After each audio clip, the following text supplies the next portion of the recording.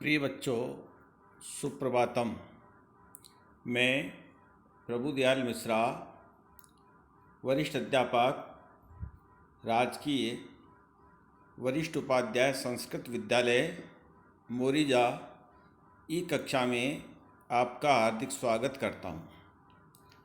बच्चों, आज हम कक्षा 9 सामाजिक विज्ञान समकालीन भारत भाग 1 भूगोल की पाठ्यपुस्तक के अध्याय 4 जलवायु के अंतर्गत मानसून की वापसी एवं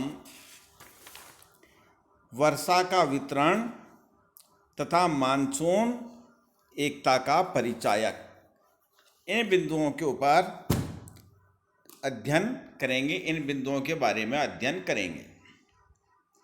मानसून की वापसी अर्थात परिवर्तनीय मौसम। मानसून का लौटना अक्टूबर नवंबर के दौरान दक्षिण की तरफ सूर्य के आभासी गति के कारण मानसून गर्त या निम्न दाब वाला गर्त उत्तर मैदानों के ऊपर शिथिल हो जाता है। अर्थात अक्टूबर नवंबर में सूर्य की गति दक्षिण की ओर हो जाती है, इसलिए उत्तर भारत में तापमान कम होने लगता है और जो निम्न वायु दाब था वो बढ़ने लगता है, अर्थात वायु दाब बढ़ने लगता है। इसलिए उत्तर के मैदानों में निम्न वायु दाब वाला गर्त कमजोर हो जाता है, शिथिल हो जाता है। धीरे धीरे उच्च दाब प्रणाली इसका स्थान ले लेती है, यानी यहाँ वायु दाब बढ़ने लगता है। दक्षिण पश्चिम मानसून शिथिल हो जाते हैं। दक्षिण पश्चिमी जो मानसून है वह भी कमज़ोर हो जाते हैं तथा धीरे धीरे पीछे की ओर हटने लगते हैं, यानी लौटने लगते हैं। अक्टूबर के प्रारंभ में मानसून पवनें उत्तर के मैदान से हट जाती है, यानी अक्टूबर के प्रारंभ में उत्तरी मैदान से मानसूनी पवनें करीब करीब लौट जाती है। अक्टूबर एवं नवंबर का महीना गर्म वर्षा ऋतु से शीत ऋतु में परिवर्तन का काल होता है। अभी तक वर्षा की ऋतु थी और अब सर्दी की ऋतु प्रारंभ होने लगती है, इसलिए शीत ऋतु में परिवर्तन का समय होता है, काल होता है। मानसून की वापसी होने से आसमान साफ एवं तापमान में वृद्धि हो जाती है। मानसून जब लौटने लगता है, आसमान साफ होता है, बादल वगैरह नहीं होते और तापमान बढ़ने लगता है। दिन का तापमान उच्च होता है जबकि रातें ठंडी और सुहावनी होती है। अक्टूबर नवंबर में दिन में तापमान ज़्यादा होता है और रात ठंडी होती है और सुहावनी होती है। स्थल अभी भी आर्द्र होता है, यानी स्थल भाग पर नमी होती है। उच्च तापमान एवं आर्द्रता वाली अवस्था के कारण दिन का मौसम असह्य हो जाता है। तापमान की अधिकता और आर्द्रता के कारण दिन का मौसम असहनीय हो जाता है। इसे सामान्यतः क्वार की उमस के नाम से जाना जाता है। इसे हम बोलचाल की भाषा में क्या कहते हैं? क्वार की उमस। अक्टूबर के उत्तरार्ध में विशेषकर उत्तरी भारत में तापमान तेजी से गिरने लगता है, यानी 15 अक्टूबर के बाद उत्तर भारत में तापमान कम होने लगता है। देखिए, ये मानसून की वापसी को दिखाया गया है इस मानचित्र में। देखिए, जैसे जैसे मानसून जहाँ जिस क्षेत्र में विलंब से आया वहाँ से जल्दी लौट रहा है। ये देखिए, 15 सितंबर को जम्मू कश्मीर, पंजाब, हरियाणा, राजस्थान होकर के गुजरात के उत्तरी पश्चिमी भाग से मानसून लौट रहा है। 1 सितंबर को राजस्थान के पश्चिमी भाग, मरुस्थलीय भाग से मानसून लौटना प्रारंभ कर देता है, यानी 1 सितंबर से। फिर 1 अक्टूबर ये नेपाल, उत्तर प्रदेश, मध्य प्रदेश, महाराष्ट्र से मानसून लौटता है। 15 अक्टूबर को उड़ीसा, आंध्र प्रदेश, तेलंगाना, महाराष्ट्र से। 1 नवंबर को तेलंगाना, आंध्र प्रदेश से कर्नाटक। 1 दिसंबर को आंध्र प्रदेश, तमिलनाडु होकर के केरल के रास्ते लौट जाता है। 15 दिसंबर को ये देखिए, ये जो श्रीलंका के पास की जो ये शाखा है ये भी वापस लौट जाती है। तो इस प्रकार मानसून जैसे प्रारंभ होता है वैसे ही वापस लौटना शुरू कर देता है। क्या आप जानते हैं मासिनराम विश्व में सबसे अधिक वर्षा वाला क्षेत्र है? यह प्रश्न आता है, विश्व में सबसे अधिक वर्षा कहाँ होती है? मासिनराम में, तथा स्टेलेग्माइट तथा स्टेलेक्टाइट गुफाओं के लिए भी प्रसिद्ध है। नवंबर के प्रारंभ में उत्तर पश्चिम भारत के ऊपर निम्न दाब वाली अवस्था बंगाल की खाड़ी पर स्थानांतरित हो जाती है। नवंबर के प्रारंभ में उत्तर पश्चिम भारत के ऊपर जो निम्न दाब वाली अवस्था होती है वो यहाँ से स्थानांतरित होकर बंगाल की खाड़ी के ऊपर चली जाती है। यह स्थानांतरण चक्रवाती निम्न दाब से संबंधित होता है। इसका संबंध चक्रवाती निम्न दाब से होता है जो कि अंडमान सागर के ऊपर उत्पन्न होता है। यह चक्रवात सामान्यतः भारत के पूर्वी तट को पार करते हैं जिसके कारण व्यापक एवं भारी वर्षा होती है। ये उष्णकटिबंधीय चक्रवात प्रायः विनाशकारी यानी हानिकारक होते हैं। गोदावरी, कृष्णा एवं कावेरी नदियों के सघन आबादी वाले डेल्टा प्रदेशों में अक्सर चक्रवात आते हैं। यह प्रश्न आता है, ये चक्रवाती तूफान कहाँ आते हैं? ज़्यादातर गोदावरी, कृष्णा और कावेरी नदियों के सघन आबादी, अधिक जनसंख्या वाले डेल्टाई प्रदेशों में आते हैं, जिसके कारण बड़े पैमाने पर जान एवं माल यानी जन और धन की क्षति होती है, नुकसान होता है। कभी कभी ये चक्रवात उड़ीसा, पश्चिम बंगाल एवं बांग्लादेश के तटीय क्षेत्रों में भी पहुंच जाते हैं। कभी कभी इनकी गति इतनी तेज होती है, कभी कभी इतने भयानक होते हैं कि ये उड़ीसा, पश्चिम बंगाल और बांग्लादेश के तटीय क्षेत्रों तक पहुंच जाते हैं। कोरोमंडल तट पर अधिकतर वर्षा इन्हीं चक्रवातों तथा अवदाबों से होती है। कोरोमंडल जो तट है, पूर्वी तटीय भाग का जो उत्तरी भाग है, वहाँ अधिकांश वर्षा इन्हीं चक्रवातों और अवदाबों से होती है। ये देखिए, भारत की मौसमी वर्षा को दिखाया गया है इस मानचित्र में। पहले हम इसके पैमाने को समझें। जो बहुत अधिक गहरा रंग है सबसे ऊपर, ये 400 सेंटीमीटर से अधिक वर्षा को दर्शाता है। इससे थोड़ा जो हल्का नीला रंग है, जिसे हम पिकॉक ब्लू कह सकते हैं, ऊपर का नेवी ब्लू, ये 200 से 400 सेंटीमीटर की वर्षा दिखाता है। नीला रंग 100 से 200 सेंटीमीटर, हल्का नीला 60 से 100 सेंटीमीटर, उससे हल्का 40 से 60 सेंटीमीटर, और बिल्कुल जो वाइट है, जो सफ़ेद है, वो 20 से 40 सेंटीमीटर, और उससे भी जो एकदम क्लीन वाइट है वो 0 डिग्री से 20 डिग्री 0 से 20 सेंटीमीटर वर्षा को दर्शाता है। तो देखिए, सबसे पहले पश्चिमी घाट का ये भाग देखिए सबसे गहरा है। फिर हम आते हैं,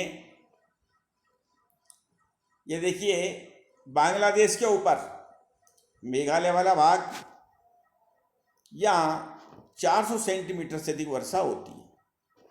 200 से 400 सेंटीमीटर वर्षा पश्चिमी घाट पूरा, देखिए ये पूरा पश्चिमी घाट 200 से 400 सेंटीमीटर वर्षा प्राप्त करता है। इधर से मेघालय का उत्तरी भाग, अरुणाचल प्रदेश, असम का ये भाग, सिक्किम वाला भाग, ये सिक्किम, इधर से कुछ भाग पश्चिम बंगाल का, ये 200 से 400 सेंटीमीटर वर्षा प्राप्त करता है। 100 से 200 सेंटीमीटर वर्षा वाला भाग ये गहरा रंग है।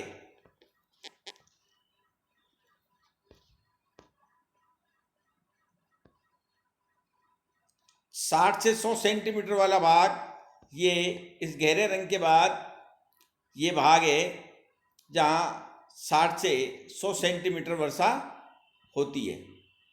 इसमें हमारा पूर्वी राजस्थान, पश्चिमी उत्तर प्रदेश भी शामिल है।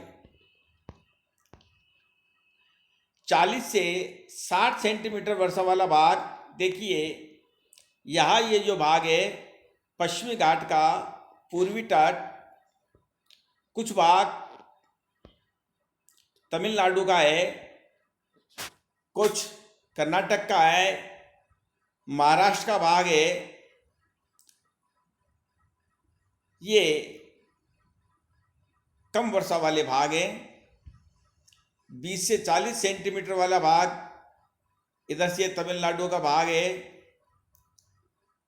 ये हमारा अरावली पर्वत श्रेणी वाला भाग है। और 0 से 20 सेंटीमीटर वर्षा वाला भाग जैसे हमारा ये पश्चिमी राजस्थान थार का मरुस्थल।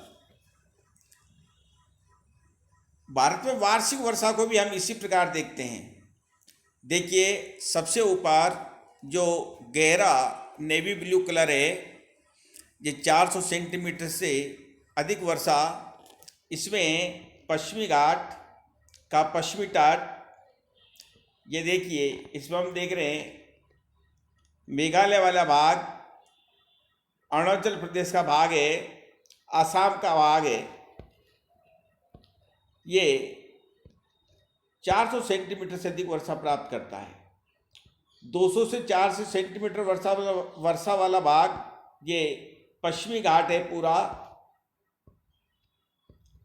इसके अलावा असम, नागालैंड, मणिपुर ये सब भाग आता है। हिमालय की तराई वाला भाग भी है ये, कुछ उत्तराखंड में, हिमाचल में भी है। 100 से 200 सेंटीमीटर वर्षा वाला भाग देखिए पश्चिमी घाट में, पश्चिमी तट का पश्चिमी घाट, इधर से कुछ भाग तमिलनाडु का है।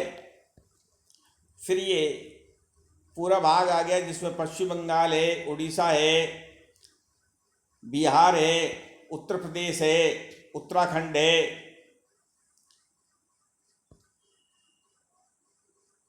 मध्य प्रदेश का पूर्वी भाग भी है। 60 से 100 सेंटीमीटर वाला भाग, ये जो शेष हल्का रंग है, जिसमें हमारा राजस्थान भी है, कुछ भाग गुजरात का है, मध्य प्रदेश का भाग है, महाराष्ट्र का भाग है।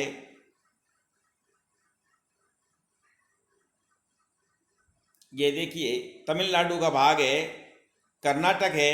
ये सब 40 से 60 में है। 20 से 40 सेंटीमीटर वर्षा वाला भाग,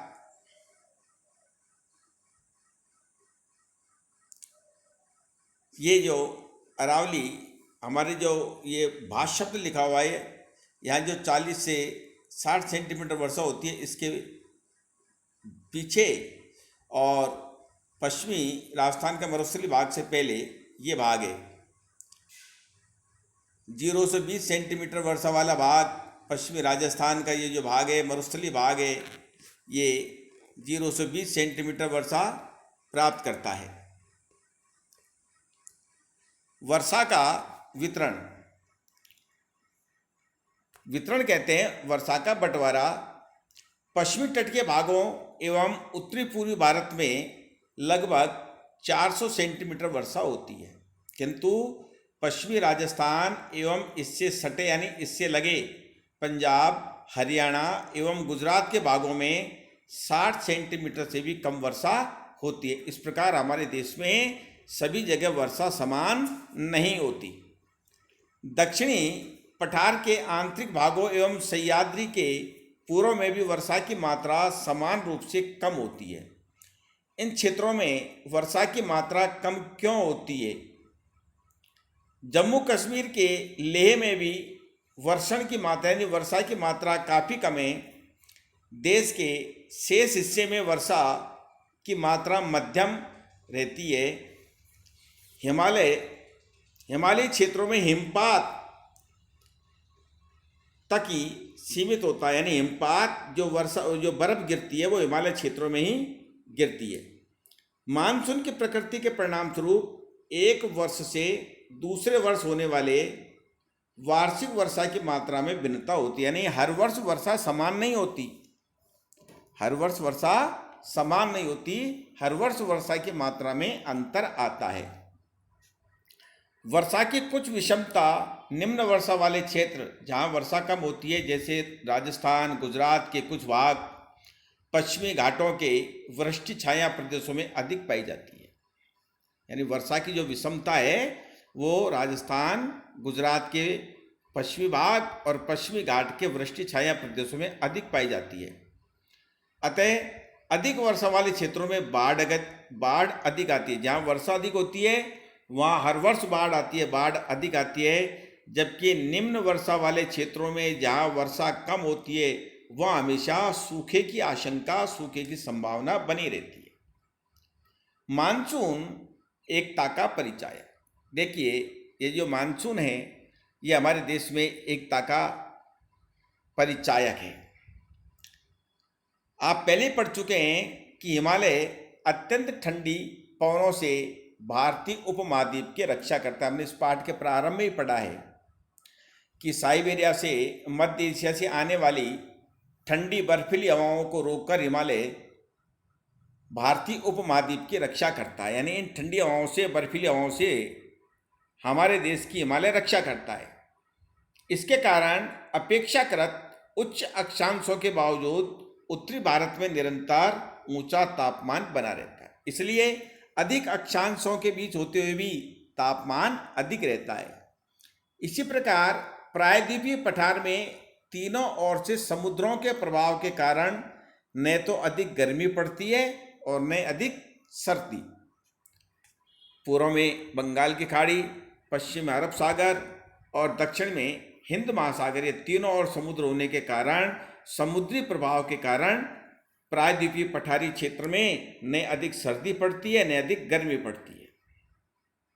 इस समकारी प्रभाव के कारण तापमान की दिशाओं में बहुत कम अंतर पाए जाते हैं, परंतु फिर भी भारतीय प्रायद्वीप पर मानसून की एकता का प्रभाव बहुत ही स्पष्ट है।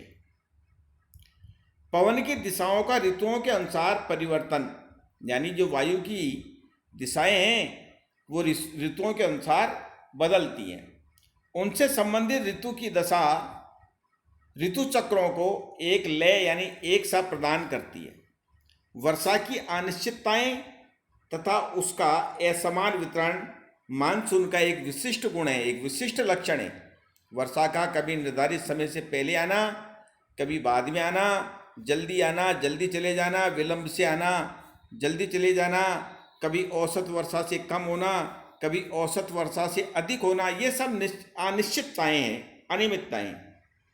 संपूर्ण भारतीय भूदृश्य, इसके जीव तथा वनस्पति, इसका कृषि चक्र, मानव जीवन तथा उनके त्यौहार उत्सव सभी इस मानसून लय के चारों ओर घूम रहे हैं। यानी हमारे देश के जीव जंतु, वनस्पति, हमारी कृषि, मानव जीवन, हमारे त्यौहार उत्सव, ये सब मानसून के चारों ओर घूम रहे, अर्थात मानसून के ऊपर ही निर्भर है।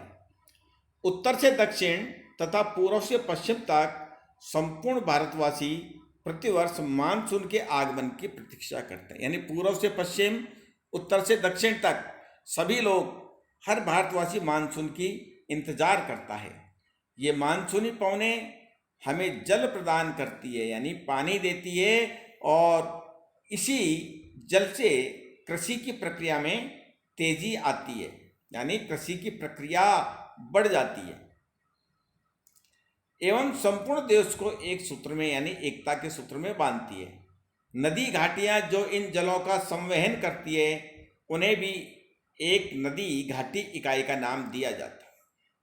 ये जो वर्षा का जल है वो घाटियों के माध्यम से नदियों में आता है। नदी घाटियां इन जलों को संवहन करती है, इनको एक स्थान से दूर तक, समुद्र तक ले जाती है।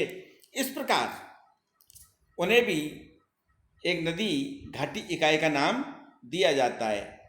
तो बच्चों, हमने इस अध्याय में भारत की जलवायु के बारे में पढ़ा, मौसम और जलवायु का अर्थ पढ़ा, जलवायु को प्रभावित करने वाले कारक पढ़े। हमने भारत की जलवायु को पढ़ा, मानसून का आगमन पढ़ा, शीत ऋतु, ग्रीष्म ऋतु, वर्षा ऋतु के बारे में पढ़ा, मानसून का लौटना पढ़ा और मानसून का महत्व और राष्ट्रीय एकता में योगदान पढ़ा। धन्यवाद। अस्तु।